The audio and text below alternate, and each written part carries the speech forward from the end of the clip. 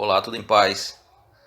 Estamos iniciando o conteúdo do segundo bimestre de Geografia com o assunto urbanização. Urbanização como um fenômeno social que antecede a todo esse processo que nós conhecemos como cidade. Urbanização que vem desde os primórdios, desde o início da civilização, desde a formação inicial das cidades no Oriente Médio, na antiguidade.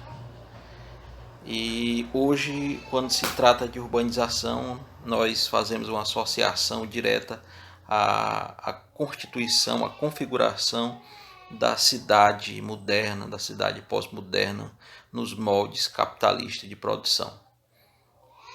E, na realidade, o que significa urbanização? Qual é o conceito que nós podemos atribuir ao termo, à palavra urbanização? A urbanização é a formação das cidades, é a expansão da urbe, mas ela acontece apenas quando o crescimento populacional da cidade supera o crescimento populacional do campo, do meio rural.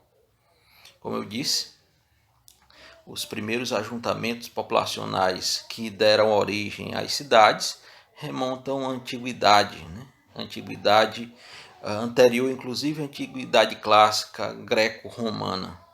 Remonta às primeiras civilizações na Mesopotâmia, na Pérsia, naquela região ali do Oriente Médio, que podemos dizer que é o berço da configuração do que se entende como cidade.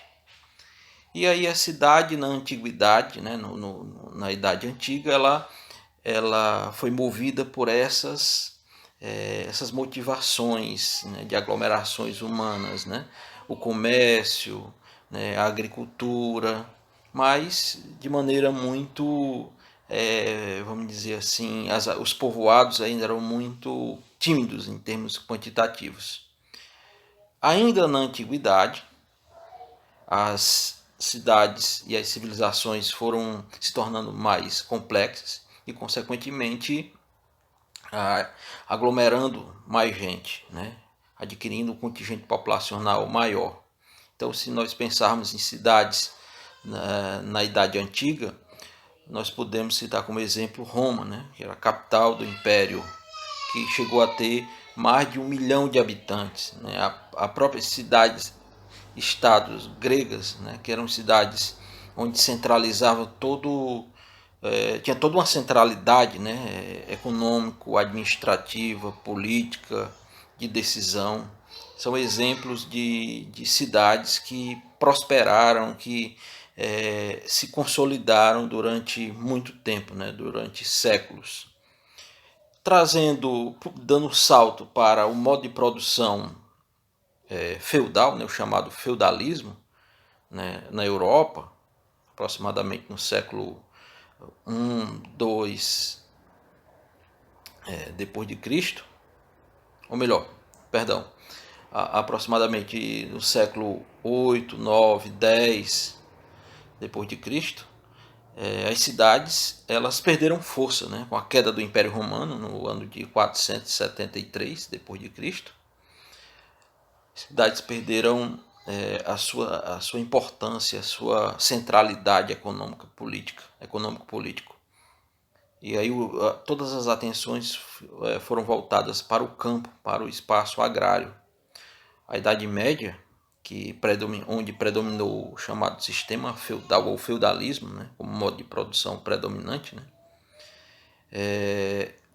todas as atividades econômicas eram voltadas para o campo, para as atividades agrícolas. Então, uma cidade, como eu disse, ela deixa de ser importante. O fato é que, com o fim do feudalismo, o feudalismo durou 8 séculos a 1 milênio, mais ou menos. Com o fim do feudalismo, nasce um outro modelo econômico, que é o sistema capitalista. E o capitalismo vai nascer com o comércio e vai dar fôlego a um fenômeno urbano que não é, como eu disse, não era não foi a cidade não nasceu no capitalismo, ela renasceu no capitalismo pela força do comércio, pela força das atividades comerciais. Por isso que na história tem um determinado momento que fala-se do renascimento comercial, juntamente com o renascimento urbano. Então o comércio e a cidade, né, elas andaram de mãos juntas, né, elas renasceram num determinado momento. Esses dois fenômenos renasceram num determinado momento histórico.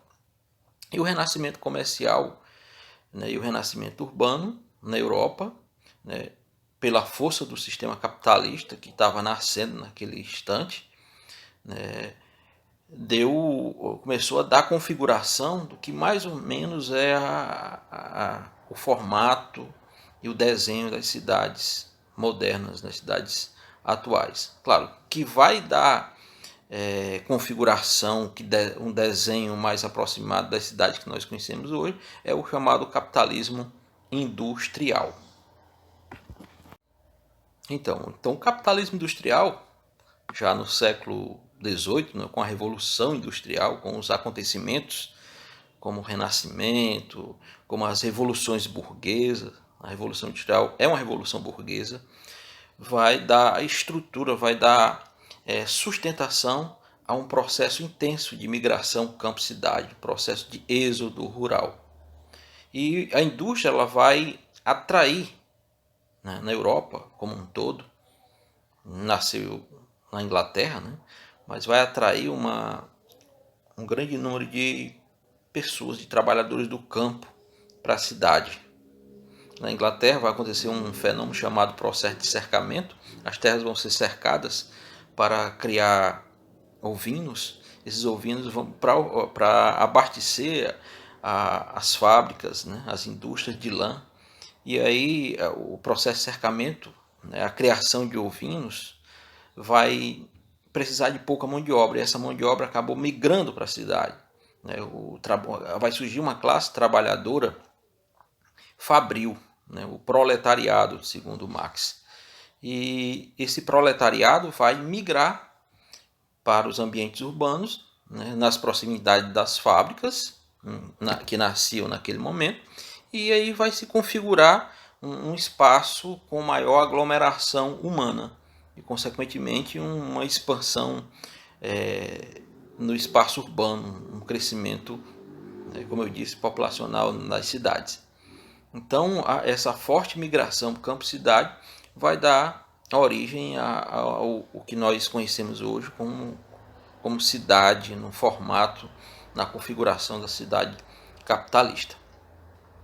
Claro que as cidades europeias, por exemplo, estou citando o exemplo das cidades europeias como esse pontapé inicial no crescimento urbano, o crescimento urbano capitalista, elas vão crescer de maneira bem deformada, né, também.